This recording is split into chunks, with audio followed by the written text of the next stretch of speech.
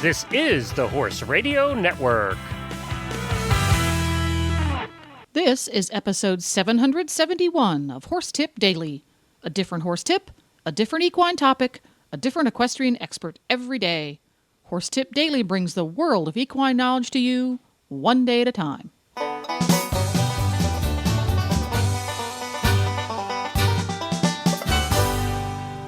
Greetings, horse people. Coach Jen here, and thanks for tuning in. Chief Formulator of BioStar Performance Whole Foods, Tigger, is here with me one last time to help me clear up, and you, our listening audience, clear up some confusion and or lack of knowledge about how whole foods, what they are, how they can benefit, and how to find them for our horses. And this time we're going to chat a little bit about high-performance horses, because we associate high-performance horses with those living in stalls a lot, eating very high-test feeds like grains and alfalfa. And there's a lot of talk these days about these horses' nutrition and digestive health not being as good as it could be. And I've got a sneaking suspicion whole foods can play a part in improving all of those things. So get me started with how high-performance horses can benefit from a whole foods approach, Tigger. High-performance horses have a high caloric requirement. And when you feed them whole grains like oats and barley, you are providing them with the quick burn energy that they need, jumpers to get, off the ground and dressage horses to give them some oomph. But a quick burn energy doesn't last very long. So then you've got to follow it up with the long burn energy that comes from fat. And of course, there are good fats and bad fats. And a good fat is cold processed. It's not all. Most common fat sources for horses: corn oil, soy oil, vegetable oil, is all processed with a neurotoxin called hexane.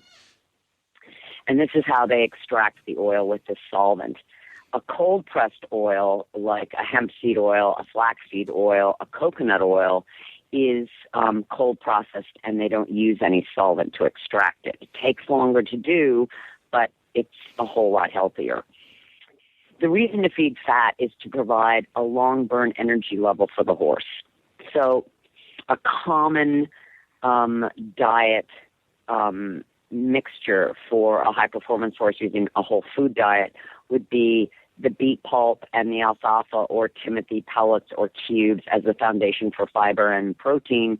Then we would add oats and barley in a 2-to-1 ratio, more oats than barley, because oats have a little bit higher calcium. The alfalfa and timothy also increase the calcium intake, because anytime you feed a grain, you're increasing phosphorus. So we need to balance that calcium-phosphorus ratio. Then we're going to add fat, and we can add it with hemp seed oil, we can add it with flax oil, or we can add it with coconut meal, which is a really great food because it's high protein, 20%, high fiber, 22%, 10% fat, and only 1% sugar. So we add that as the extra fat and extra protein and some essential fatty acids like flax or chia, and a multivitamin mineral. And the thing that the high-performance horses like is that with this ability to feed the horse different foods, you can really adjust. On the days the horse has off, you may not feed him any barley because barley is a high-caloric food. On the day he's competing, they may want to do a little carbo loading and actually increase the barley. So it gives a tremendous amount of flexibility, and the horse is not eating McDonald's. It's eating, real whole food with all the benefits. Coconut meal is the meat of the coconut after the oil has been extracted. Got it. Now, where would one find coconut meal? I guess you go to Google and write in buy coconut meal. There is one company called Cool Stance that is importing coconut meal. And you can go to their website, Stance Global, and find where a local feed store is in your area, or contact them directly. It takes 100 coconuts to make one 42-pound bag of coconut meal. Wow. Yeah. Who knew? Now, then this is a curiosity question because, again, I like to feed Beaker things that I like. I love coconut, the kind you use when you bake. Can you feed that kind of coconut to a horse just for fun? You can, but it's very high in sugar. Well, see, there it goes. Poor old Easy Keeper Beaker can't have it. Sorry, Beaker. No, but you know what? If you wanted to give him a really good, healthy treat, give him almonds. Really?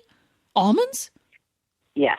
If you feed sliced, I like sliced almonds. I think it's easier for them to chew than the whole ones.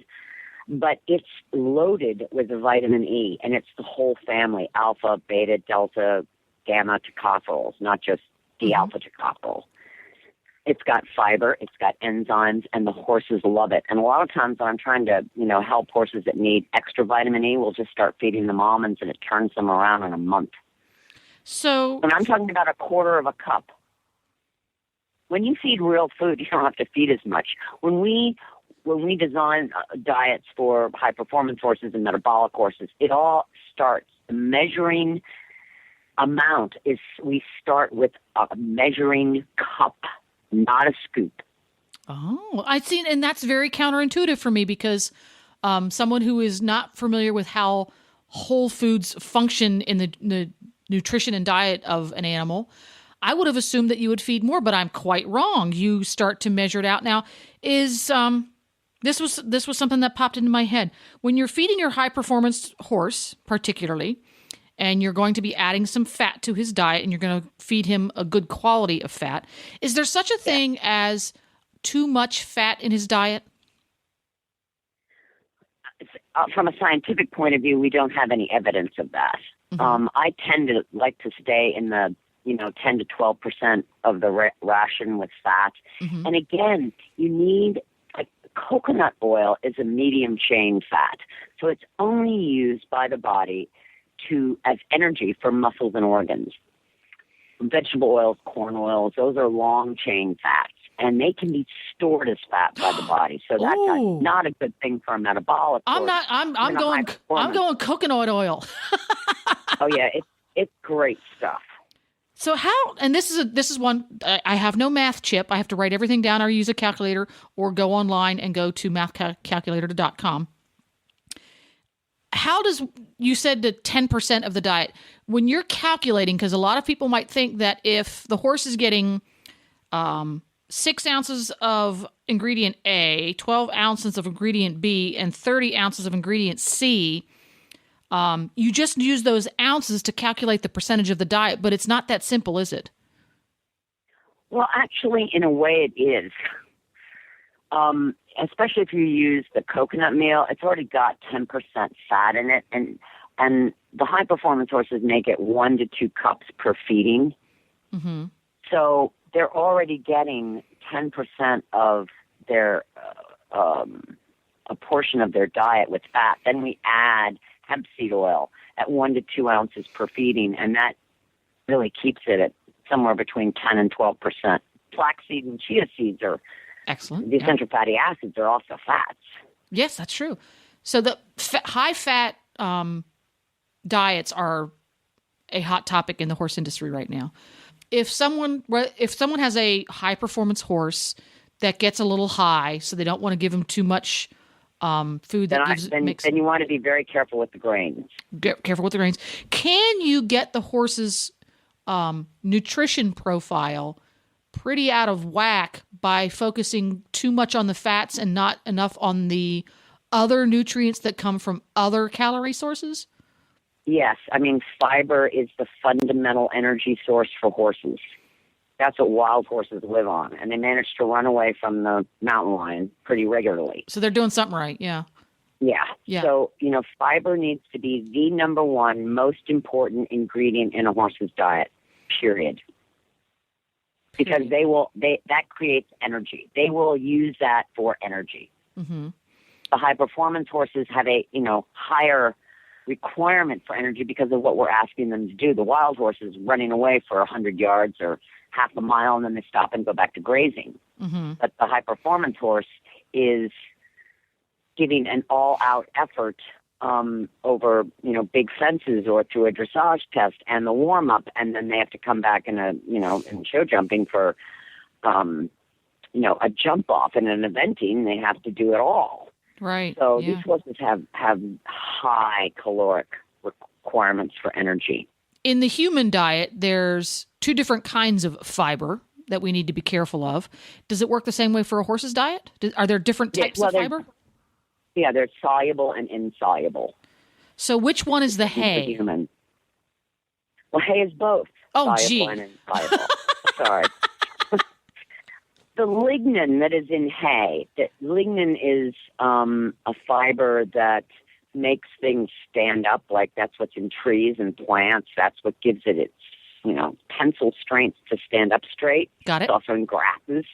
That is undigestible, but which is okay because it still passes through the GI tract. It keeps things, the horses are like a giant fermentation vat. That's how their GI tract works.